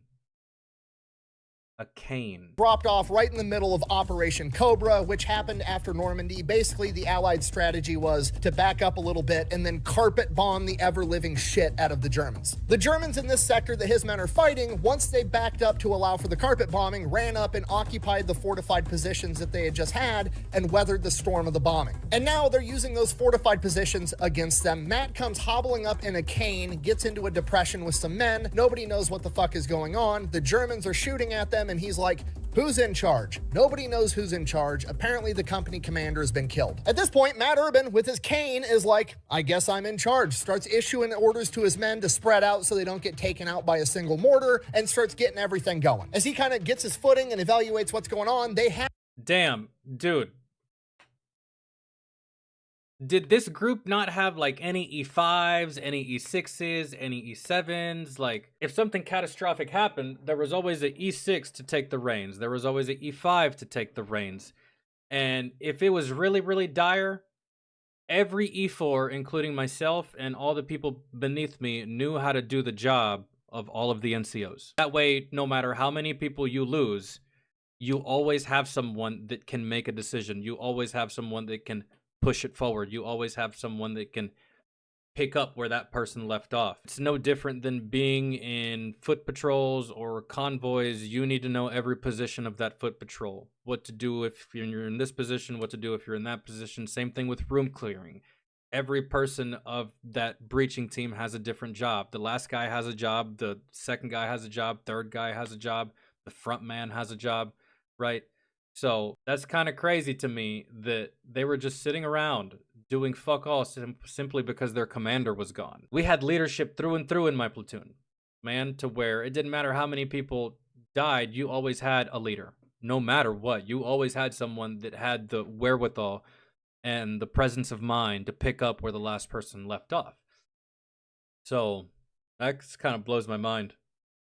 Had 3 tanks that were supporting this company. 2 of them have been knocked out, and the other one is kind of sitting in a no man's land. It's operable, but nobody's manning it right now. They've got to get to that tank, get it up and running, and start using it for suppressing fire on these German machine gun nests. Matt Urban sends 2 guys out to the tank to man it. Both of them wind up getting mowed down, at which point Matt Urban is like, I guess I'm doing it. He then proceeds to hobble run through German machine gun fire, makes it to the tank, climbs on top of it to the 50 caliber machine gun, and starts laying down suppressing fire, giving enough cover for a tank commander to run up and get inside the tank. The tank then starts moving towards the Germans, providing cover and suppressing fire as the entire battalion starts moving with him, and they crush the Germans. Matt Urban showed up injured to a unit that was in shambles and turned the entire tide of the battle in a matter of minutes. With a fucking cane. One of the platoon sergeants that was there that day that had been a replacement troop that had come in after Matt Urban had already been shipped to the hospital had this to say, quote, "One of the craziest officers suddenly appeared before us yelling like a madman and waving a gun in his hand. He was probably a replacement, never in combat before. He got us on our feet though and gave us our confidence back and saved our lives." Another platoon sergeant had this to say, quote, "Urban moved forward and damned if the U.S. Army didn't move forward also. He bellied up to the tank and amid heavy gunfire, scrambled aboard and manned the machine gun. The driver took heart with Urban aboard. The tank roared forward and Urban tore the hillside apart with that gun." Because of this, his battalion commander writes him up for the Medal of Honor and ships off the paperwork. Urban stays with his men as they continue advancing further into enemy territory. About a week later, on August 2nd, he takes shrapnel to his chest and is told that he needs to go back to the hospital. He promptly refuses and stays in the fight anyways. 4 days after that, on August 6th, his battalion commander is wounded in combat and he's shipped off. And now Urban is the commander of the battalion. At least all these officers are doing something, man. Battalion commander got injured. My battalion commander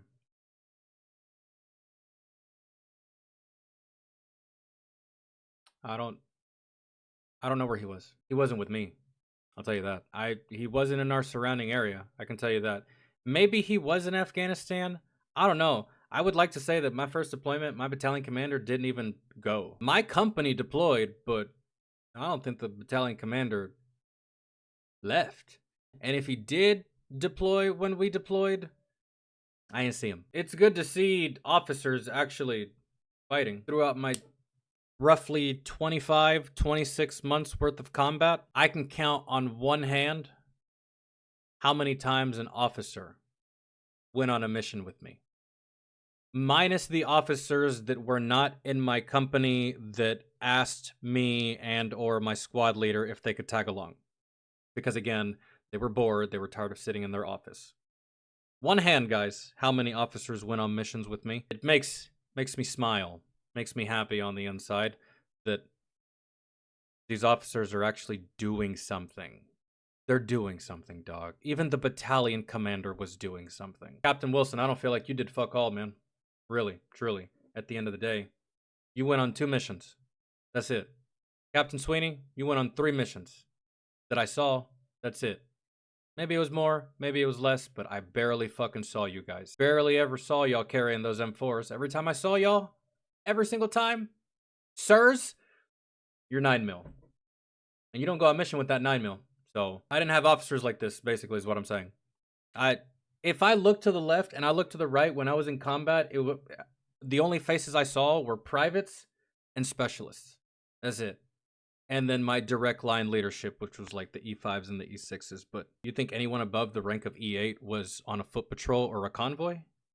Those are the only ones I saw, and especially in infantry units. I will give it to the infantry unit officers, really. Whenever I was deployed, I'd see second, first lieutenants, captains that were in the shit with their dudes. But not my leadership, not my captains, not my lieutenants. Man, rarely, ever. Again, just makes me happy to see officers actually earning the title of being officers. Lead from the front, not from a goddamn office. From here, Urban leads the 2nd Battalion of the 60th Infantry Regiment into combat, and they are taking town after town after town. And again, on August 15th, he's wounded and refuses to get medevaced. And this is where his nickname of the Ghost goes from a running joke that started back in Sicily to an actual badass nickname, because he is a legend among his men. This dude got shot by a tank, survived, got sent to a hospital in England, escaped the hospital, made it back to the front lines, saved their ass in the middle of battle, and has been injured 2 more times and refused medevac. He's unkillable. He might actually be dead, and he is a ghost leading them into combat. Like, I met one person like this when I was in the service, and it was my best friend Joe. And if you don't know who Joe is, it's this strapping young fellow right here, sitting right next to me. This is a photo that was this is a real photo from one of my deployments, and it was animated and drawn like that by a subscriber of mine. But this is Joe right here. Joe right here got hit with 4 IEDs in one deployment. Stayed in country, never got injured, never got hurt, never bled, nothing. His friends, yeah, but him on all 4 occasions, on the same deployment, same truck, same everything, like, yeah, 4 fucking times in a row. And so when I deployed for the second time, he was on his 3rd deployment, and I got hit with an IED. And when he sees me for the first time, he walks it, because he wasn't on that mission with me. He was on a different mission in another part of the country. And when he saw me again after like a week, he looks at me and he smiles and he's like, "First time?" And I'm like, "Fuck you, dog." Even I got hurt when I got hit, man, but all my shit was like inside my body. You couldn't physically see my wounds. They were all in this region right here. But bro, he walked away with nothing. Fucking nothing. Just like nothing happened. I was like, that's crazy, man. Saved their ass in the middle of battle and has been injured 2 more times and refused medevac. He's unkillable. He might actually be dead, and he is a ghost leading them into combat. Like Baba Yaga. Under Matt Urban's leadership, the 2nd Battalion of the 60th Infantry Regiment kind of becomes known as the problem solvers for the 9th Infantry Division. Whatever the toughest mission is, that's who they're giving it to. And on September 2nd, 1944, that tough assignment was to take out Philippeville, where the Germans had concentrated all their defenses. If they can take out Philippeville and clear out the Germans, they'll have a direct shot at the Meuse River. Now, the problem is that the 9th Infantry Division is not in control of that sector, so the 9th Infantry Division loans out the 2nd Battalion of the 60th Infantry Regiment to a different division to have them go clear out Philippeville. So when Matt Urban and his battalion show up, they are told by this new chain of command to basically run into the town, into enemy gunfire, and just take it over. No artillery support, no air support, no backup, nothing. Why? Why do you want to make it harder than what it needs to be? Good day, sir. Now, why would they do that? I'm not quite 100% sure, but I'm fairly confident it's because this is the point of the war where now it's not a question of, is America going to win? It's a question of, how soon is America going to win? And a lot of high-ranking officers want to be the first guy into Germany. They want to be the first person to do this, the first person to do that. Basically, they want to overachieve to, win a medal or something. And in doing so, a lot of the time, they put their men on the ground at an... So you don't want artillery, you don't want air support, you don't want anything that could quite possibly win the day faster. You're essentially putting bullshit debuffs on yourself so that you can get an extra pat on the back. No, man, that's not how that works. You go out there, you fight, and if greatness happens, greatness happens. But y'all are trying to fabricate greatness. Oh, we don't need that. This is like akin to me going into Call of Duty and being like, nah, I'm not going to use a gun. I'm not going to use an SMG. I'm not going to use a shotgun. I'm not going to use the most overpowered gun in the fucking game. Nah, I'm just gonna use these hands. Oh man, I can't believe you killed all these people with just your hands when you could have used a gun. Yeah, I know I could have used a gun. I don't know why I didn't do that. Because it could have gone so much faster and I could have quite possibly avoided death way more by using the most optimal tool at my disposal. But no. Okay.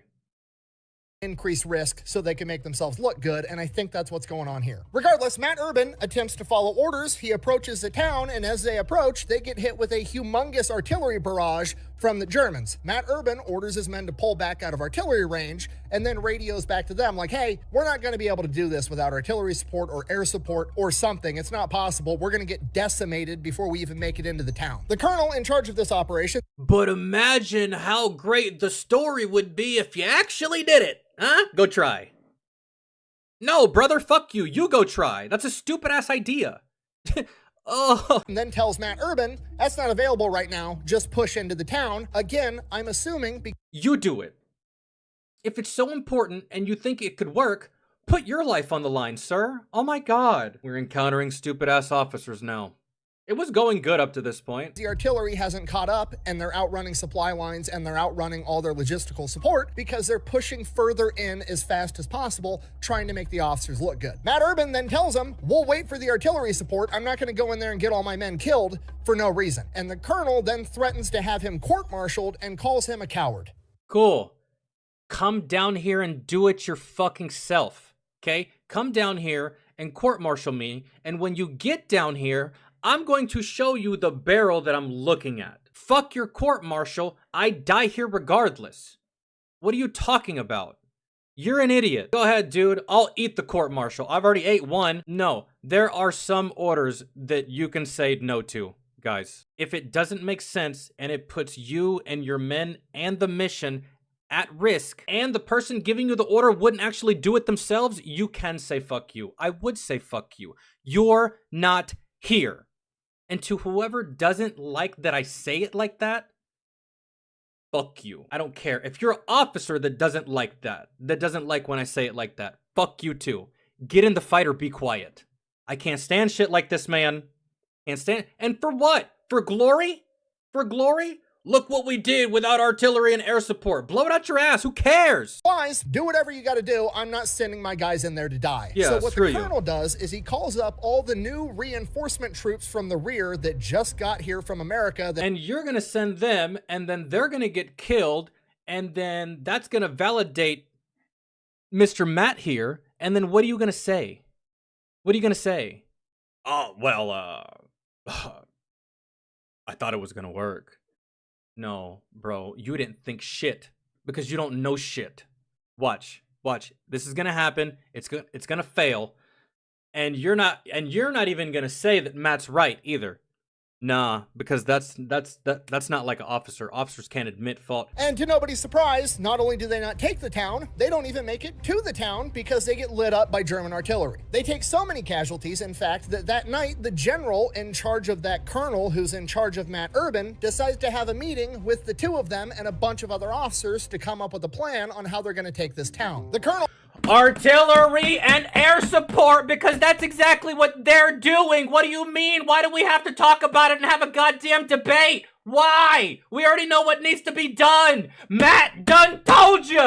Explains to the general he thinks that they should push in right now with everything that they have, and Matt Urban says, we're going to get absolutely destroyed by German artillery. We need you to get artillery up here to silence the Germans. And who are you going to believe? The guy sitting in his fucking office jerking himself off to his stupid ass fairy tale playbook, or the guy that's actually on the goddamn ground that knows what's happening? And we will clear out the town. It's what we do. The general immediately sides with Matt Urban, says he's going to get artillery moved in there first thing in the morning, at which point the colonel throws a bitch fit, telling the general that this man is a coward and he should be court-martialed and he doesn't know what he's talking about. The general... You're a fucking dumbass, and we just saw what your ideas played out like. It was catastrophic. It was stupid. Exactly what Matt said would happen happened, and the general agreed with Matt. Matt thinks you're an idiot, and if the general agrees with Matt, that means that this higher-ranking person also thinks you're fucking stupid too. So shut up, Colonel! Then snaps at the colonel. I'm paraphrasing, but roughly what he says is, if he had followed your orders yesterday, him and all of his men would be dead. That man is Matt Urban. I specifically requested him and his unit from the 9th Infantry Division come help us with this because they're one of the best units in the entire fucking war. That man signed himself out of the hospital and saved his unit at St. Lo and was instrumental in spearheading the entire breakout.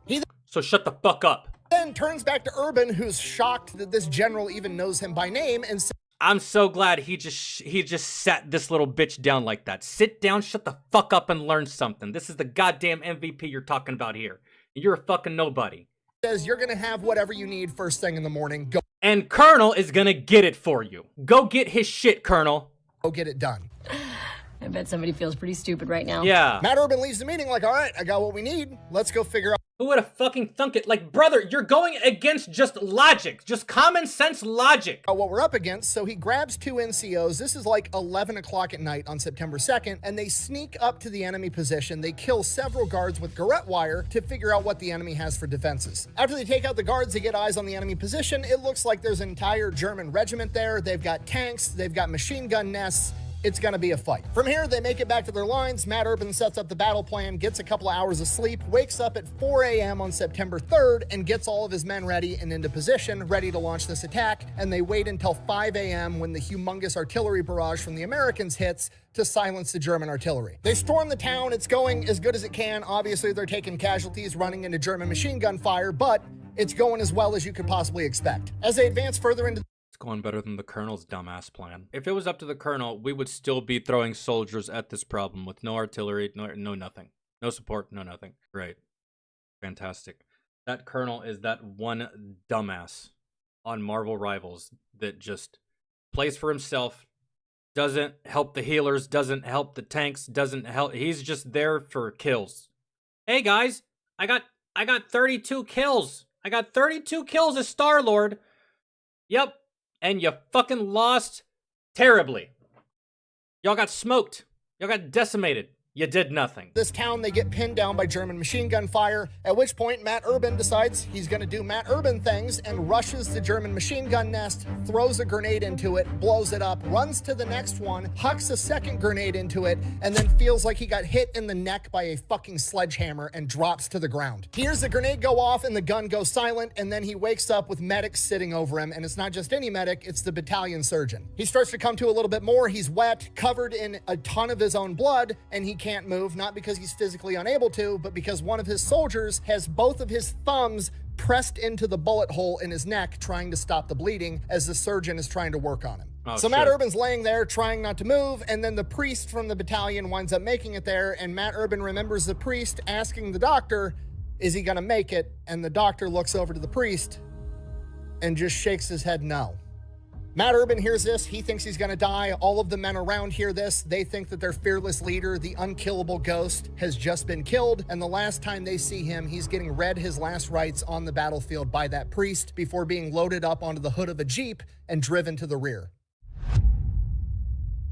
Survives and actually makes it to the aid station somehow, and once he gets there, whether he realizes it or not, he is triaged, meaning he is sorted into a category of how severe his wounds are, which is going to determine how quick he gets treatment. There's basically 4 categories. There's urgent, which means this guy can survive, but we need to get him to surgery right now. He's on the next ambulance out of here to an operating room or to a hospital. Then there's delayed, which means this guy's critically wounded, he needs surgery, he needs better care that we can't give him here, but he's stable for the moment. If somebody else needs that ambulance more, take it. Then there's minimal, which is like walking wounded. This guy's messed up. He needs care. He can't go back into battle. We need to get him to the hospital, but he's stable. He's fine to hang out here for a while. And then there's the 4th category that Matt Urban gets sorted into, which is expectant, which means his wounds are so bad that he's going to die. There's nothing anyone can do for him. So we're just not going to waste space on the transport, and we're going to try to help people that have a chance at surviving. So he is basically shoved into the corner, receives the minimum amount of care, basically just trying to comfort him until he dies. But he doesn't die. He lays there for 2 days with a hole in his neck, and eventually it gets to the point where he gets so thirsty, he's getting all his fluids from IVs, but that doesn't do much to actually,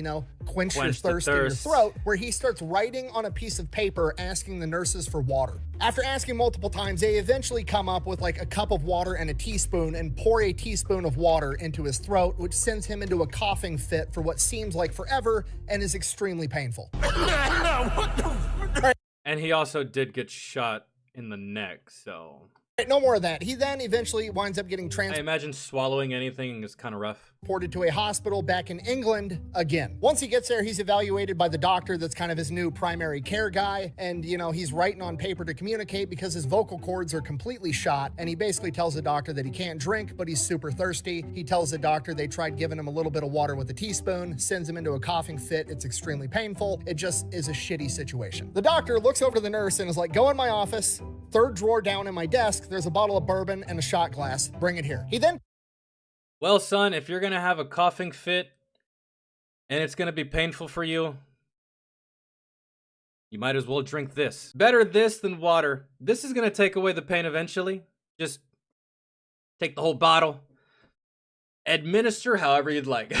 Proceeds to pour Matt Urban a shot and tells him to drink it in one gulp. Matt Urban's like, okay, you're the doctor. Fuck it, expecting this to hurt extremely bad, takes a shot, goes right down like it was nothing. Matt Urban's shocked. The doctor then explains to him, yeah, trickling water down your throat 1 little teaspoon at a time would make anybody cough, neck wound or not. Your vocal cords are shot. You might never talk again, but you can at least eat and swallow. This drink, I like it. I know, it's great, right? Another. From here, he's... But couldn't he have just taken a shot of water and had the same effect? Fuck it. Make it whiskey. Doesn't matter. We're good here. Thanks, Doc. He's up and walking within a couple of days, and then within a week, he's requesting to go back to combat by writing it down on a sheet of paper, saying that he can still lead his troops by writing the commands. Well, that may be where I draw the line, Matt. But then again, it's so loud in these combat zones that lots of times it's super hard to just simply hear the commands, period, even when you're screaming them.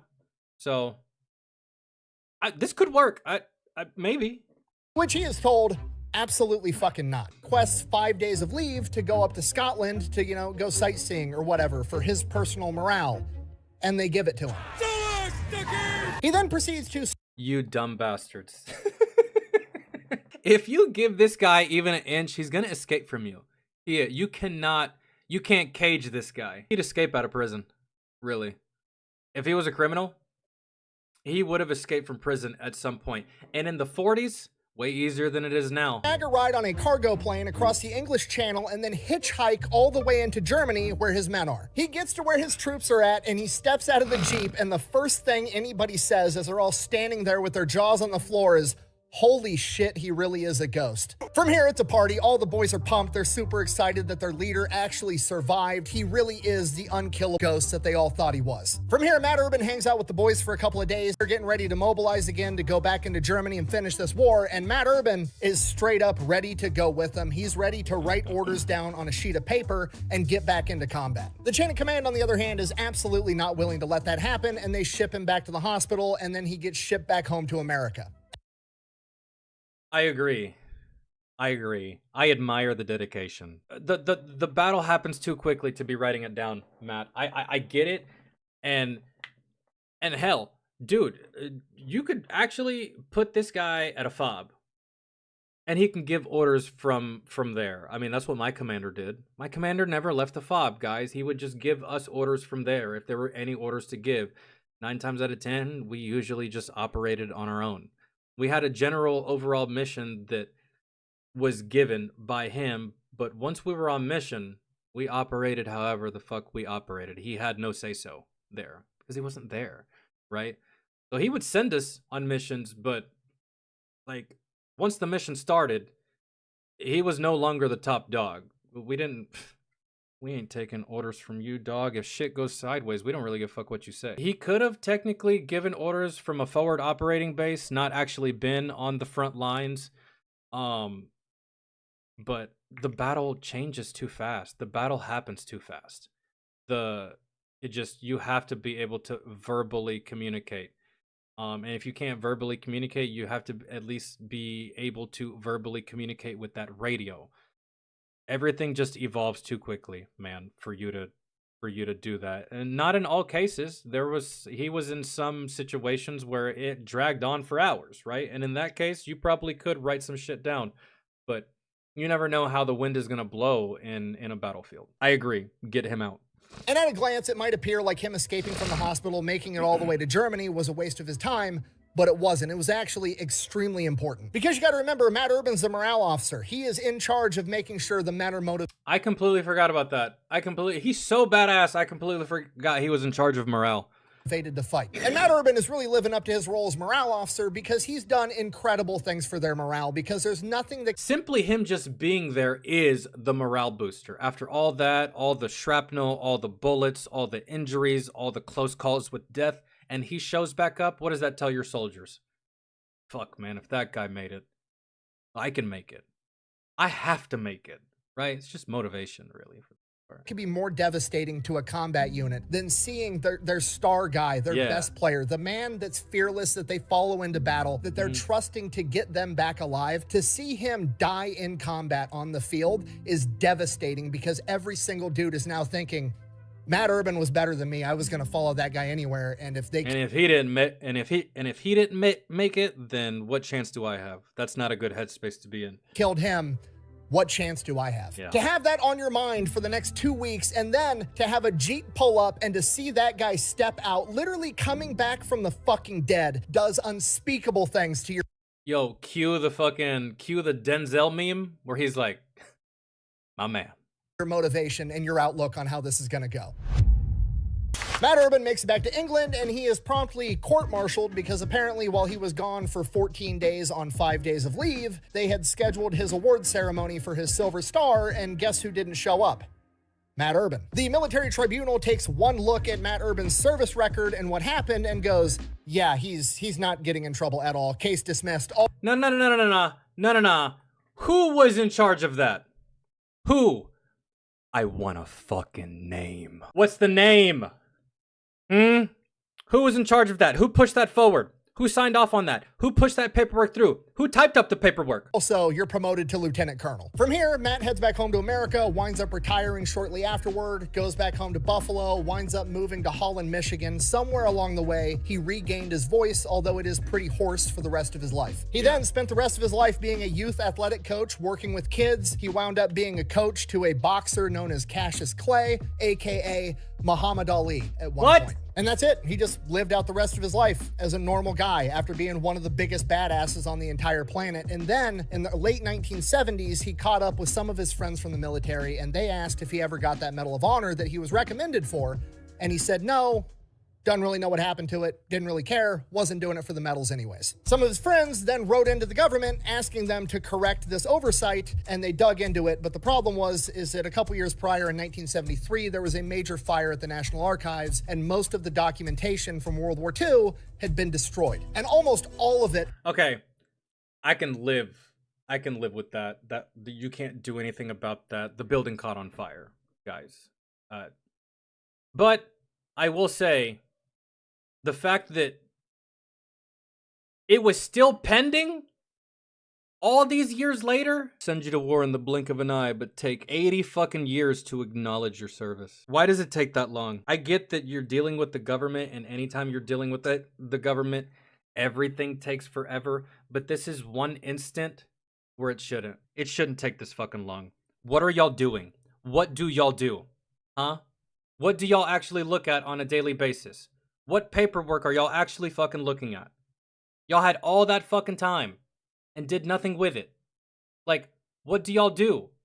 Don't tell me that y'all are investigating and looking. It's clear as day. It's clear as day, written on fucking paper.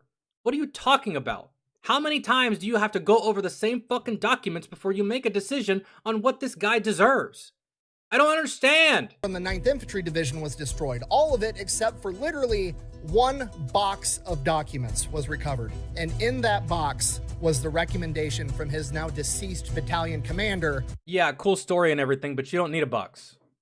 You have soldier account. You have eyewitnesses. You have all these stories from all these high-ranking people. Fuck the paperwork. Just do the paperwork again. This, combined with testimony from some of the surviving members of his unit, would lead to him ultimately getting the Medal of Honor in 1980. And with that, he is then put into contention for the title of the most decorated soldier of World War II, comparable only... Hold on, when did the building actually burn down? I was gonna give the benefit of the doubt. Maybe this building burned down a couple years after the fact.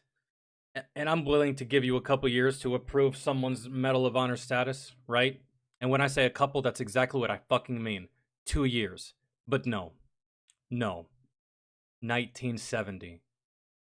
You know how much time went by of y'all doing fucking nothing? Sitting on your ass on this man's paperwork that he rightfully deserved? But y'all sent him to combat really, really fast, just like all of us. You send us over there super, super fast, but when it comes time to do right by the soldiers that you sent over there in the blink of an eye, y'all can't be fucked. Crazy. Crazy. Y'all can't be fucked. Do everything in the world for me, and I demand perfection, but when we ask you for anything, y'all are just like, oh, well, it's lunchtime. My kid's got a soccer game tomorrow. I don't know if I'm gonna be in the office. I'll get to it sometime next year. It's cool, man. Don't worry about it. You'll get what you deserve. That's so fucking pathetic to me, man. So fucking pathetic. All right, we made it through that. That was good. That was fun. A little infuriating at times because, and guys, I try so hard to let this shit not irritate me, but I can't stand when shit is stupid for the sake of being stupid. When you throw all logic and common sense out the window for dumb shit.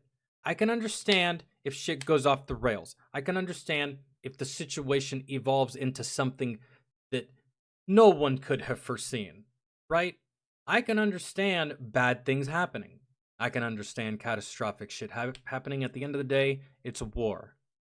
But that type of shit right there, dog, with that colonel, that I can't with that. That's one of the biggest things I despise about the fucking service. That's like top 5 things I hate about the fucking service is someone fucking up the process, fucking up progress for no reason. Man, my brain can't handle it, and I lose military bearing. I lost military bearing while I was in the service. I lost my mind with a couple of fucking officers because, like, dog, y'all don't make this job easy. Y'all don't make this life easy. Y'all don't make the mission easy, which begs the question, why the fuck are you there? If you're not gonna help, get out of the fucking way. And if you're just there for glory, get out of the fucking military. I just can't. I get so angry with that kind of stuff because I can't control it. I can't stay silent. It will never not make me mad. Ever. I don't think that part about myself will ever change. That will always make me angry. And I will always visibly show emotion when it comes to that because I've dealt with it. It's like my baseball coach said when I was playing baseball in high school. I can understand an error, right? Nobody's perfect. You're not going to catch every ball that's hit to you. You're not going to hit every ball that's thrown at you.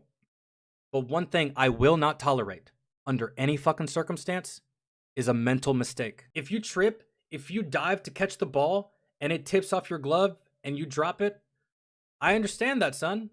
But one thing I will not tolerate under any circumstance is mental mistakes. Can't stand it, man. And especially when it's so clear, cut, and dry. It's just common sense. It's logical. It's the next step. It's the next evolution in the process. It's the next natural evolution in the process. And nah, what do you want to do?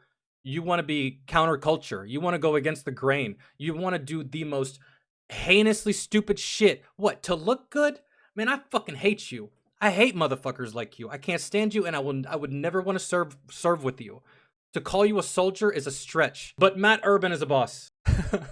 Get your ass on the boat. Where are we headed? To the fucking boat. Go, go, go.